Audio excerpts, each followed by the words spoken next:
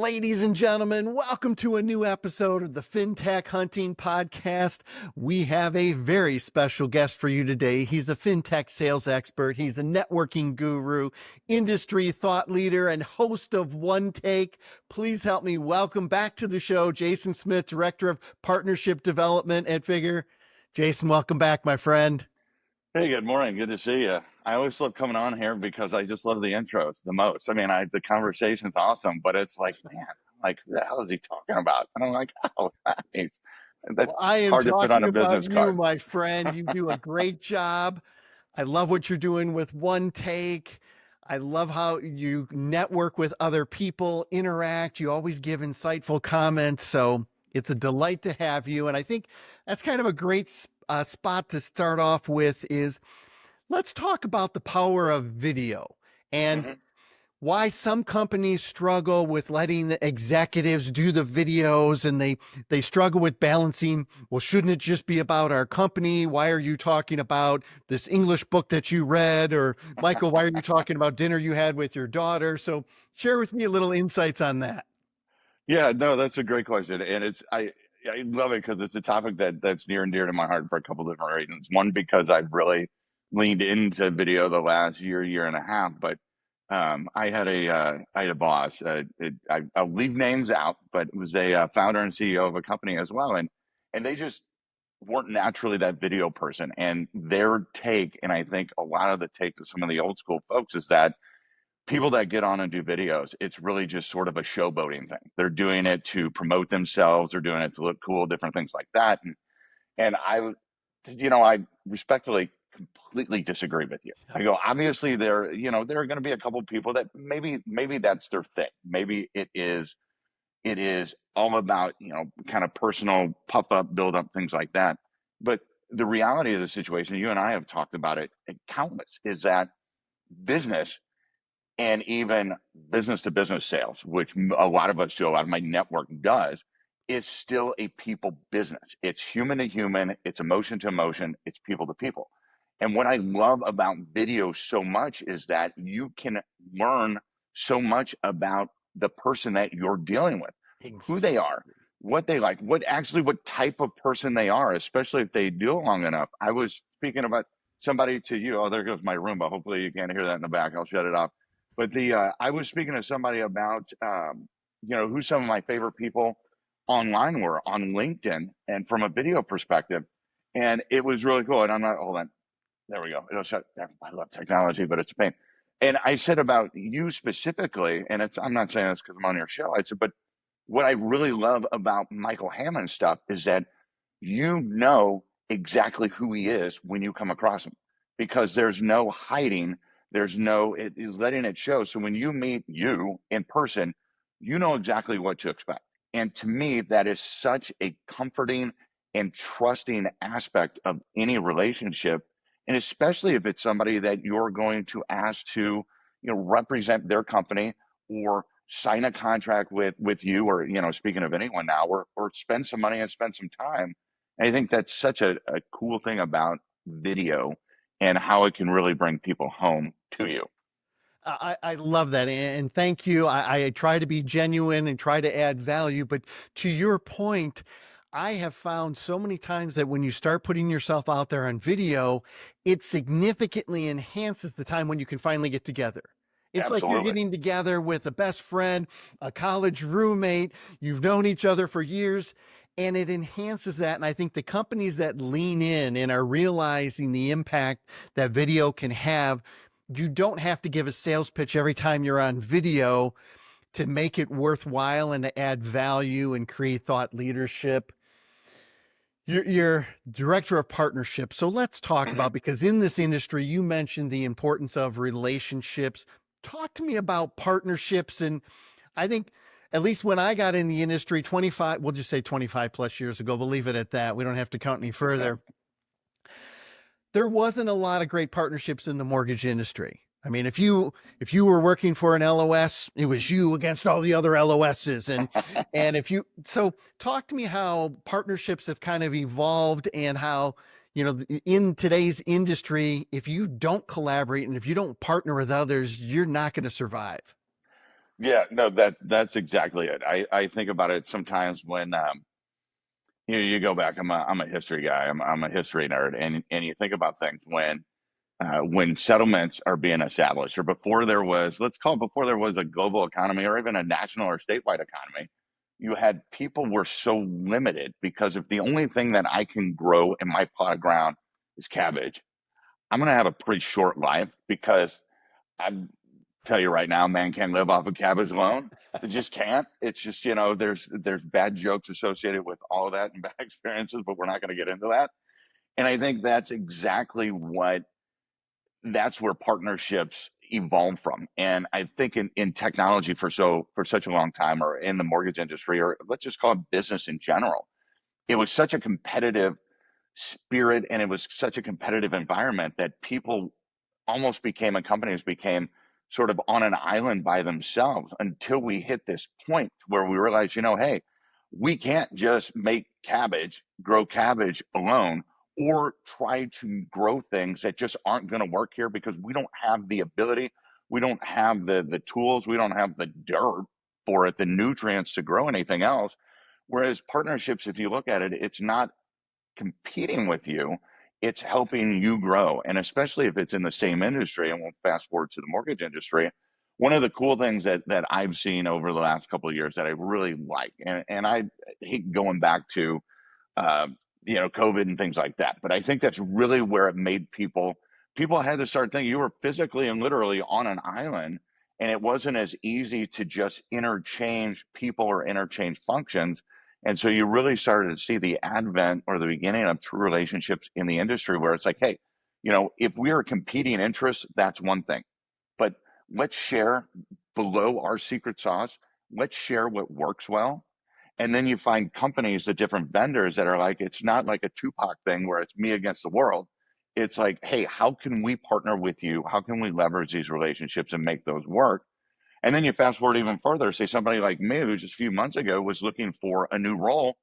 I'm where I'm at Figure now directly because of relationships and partnerships that I've made that are non competing, even if they compete a little bit for the same air, let's call it, for the same air time with people, but they're more complementary. And if you can find how you complement one another more than how you can compete, you find a way to share that same air and that same air time with the folks that you're going after, rather than kind of physically and and metaphorically shoving people out of the way so you can kind of push yourself to the front.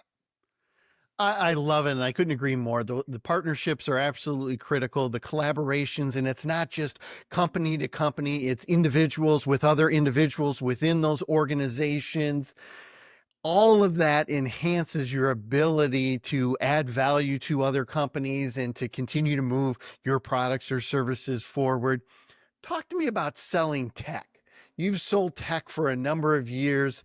I think some people do it exceptionally well. You and I have talked about the importance of discovery, and that's Mm-hmm. part of that relationship building. Kind of walk me through that a little bit, because I think there's still so many people out there that struggle to sell tech effectively. Yeah, that's a great question. I talk about it a lot and I have a lot of opinions about it. I'll narrow it down really quickly. I think one of the I think the nicest way to look at it is that people get salespeople, companies, whether it's the CEO or the CFO, CTO, down to the salesperson to the BDR, whatever. They get so excited about what it is that they have that that's all they want to talk about. They want to, and I talk about it. I go, they vomit information about the product, and what they miss out is that no one cares until it matters to them. You Right. know, no one cares what the weather is on the other side of the country until that weather becomes theirs. And that's the same with technology. That's the same with benefits. And that's where it's so important to not only have a good, I like to call it a discovery conversation, because most people, when they start to say a discovery call, they're like, oh, I have this checklist all of a sudden, and I've got to get all these questions answered. And then you just sound like it's all about you. Yep. Where if it's a discovery conversation, like any other conversation, unlike the last minute and a half here, because I've just been talking, it's it's a two-sided conversation where it's beneficial to both, but you're truly finding out what matters to them, because that's the key, is that what matters to them not only what problems they're needing to fix or what gaps that they might have depending on your, your methodology, but what actually matters to them. And then how can you help them with that? And then bring in the really cool stuff that and conversations that you've had, maybe some of the things that they haven't thought about yet That's right. that sort of encircle that, their problems or gaps that they have. I love that because it's so true. People want to just get to here's all the features, functions, here's what we do. And Yeah, they don't take the time. And I love how you mentioned conversation. Find out about them because at the end of the day, you're still selling to that person. Yes, absolutely. your company offering has to align with what that company's trying to do. But if they don't like you, if they don't trust you, if they don't get along with you, guess what? They're not going to buy from you, Yeah, no matter how 100%. cool your product or service is. Yeah. Let's talk a little bit about AI. Last year, AI, everyone was kind of dipping their toes into AI and trying a few things. Now, what I'm seeing is companies are starting and individuals starting to separate themselves. Where do you Mhm. kind of fall in this whole AI realm? You know what? I will be 100% honest. I followed it quite a bit, and I like the concept, but I never really personally use it any. I've started within the last month or two, and it's awesome. But I think that there are two things. I think one of the things that people, from a personal side or an individual use of AI, I think it is still so much of a garbage in, garbage out thing. If you are hoping for miracles, but you're just throwing pebbles in there, you're not going to get what you need, or it's going to look like something was created for you. But if you actually dig in and you give part of yourself to it, it's going to benefit a lot. I think on the professional side of things and on the business side, I think so many people, it was the it word last year, and it was the it thing. And if you just had to mention AI in your product, and suddenly people are like, "Ooh, I want to know, I want to see," but no one's like, "Okay, how does this actually help me? What does this actually do for me? How can I actually leverage this any?" And I think that's where most companies make mistakes when it comes to new technology is they are so afraid to miss out that they jump on the first boat that comes to them and hope it sails them to the right place. When the reality is, if you just, I've spoken about it before, sometimes you have to slow down to speed up. If you just slow down, take a step back, and you analyze it and you see what you need, then you can find a way to properly leverage it. And that's one of the things why I avoided it, because I didn't want to make that mistake. And then when I started slow stepping into it and finding a way that it can help me some, that was huge. And I think if companies look at it that way as what can this do for me? It's kind of like the thing, and I'll really quick. It's like, you just don't buy a company to buy a company. You buy a company if you can get benefit out of it for your company and you can give benefit to the company that you're acquiring.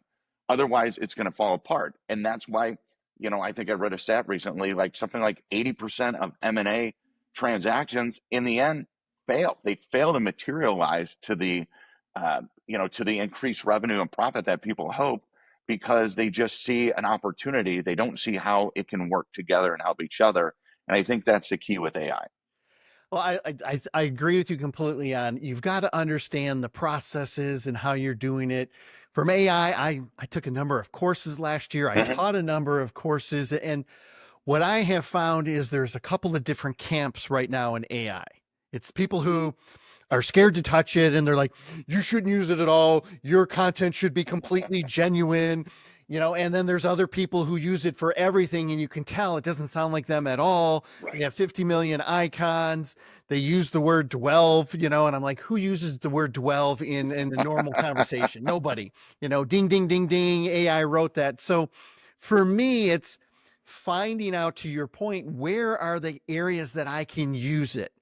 Yeah. For instance, if I record a video today, I did my Monday morning fuel up. If I can then grab that transcript and AI can help polish that, those are still my words. They're my Absolutely. ideas. That is a huge efficiency saver for me instead of spending another hour, hour and a half writing that post from scratch. So I think people have to start leaning in And then from a company perspective, I'm seeing the gap widen. You look at somebody Yeah. like a Rocket, not just their purchases and all the stuff they've done. You really look at the moves they've made. 2, 3 years ago, they changed out almost their whole C-suite. Didn't bring in a bunch of mortgage people. What they brought in was tech people that were consumer facing with consumer facing experience. Uh-huh. And they're now starting to do it. And I saw a report that came out last year. I think it was the National Mortgage News. They could scale another like 200 billion without adding another employee because of what they've done with AI. Well, pretty soon when a company can say, I can scale or I can offer a loan for $2,000 less, $4,000 less, Uh-huh. $5,000 less, that's a huge competitive advantage. So I'm always interested to get everyone's take because I think one of the hardest things with AI right now is everyone is on a different journey with AI Yeah. individually and as a company. And some of the classes I teach, it's really hard because you have some person who's like, I've never logged into Chat GPT before in my life.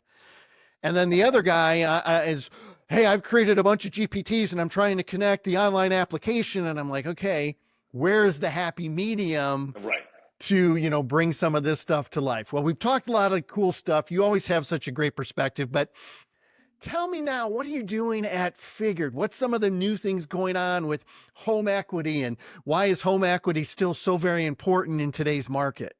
Yeah, no, I'm glad you asked. And it has to, part of your conversation or our conversation with the AI and just the efficiency of things is and partnerships. That's really what Figure does. And that's what I'm here doing. Mine is specifically working with from a partnership development perspective with banks and credit unions.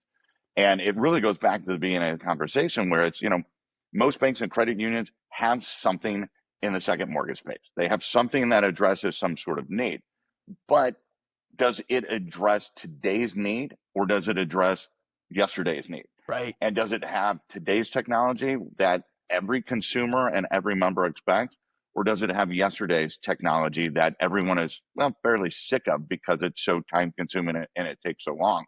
And what I love about it is that my job isn't just to flash up rate sheets and guidelines and benefits and go, hey, here's what we have.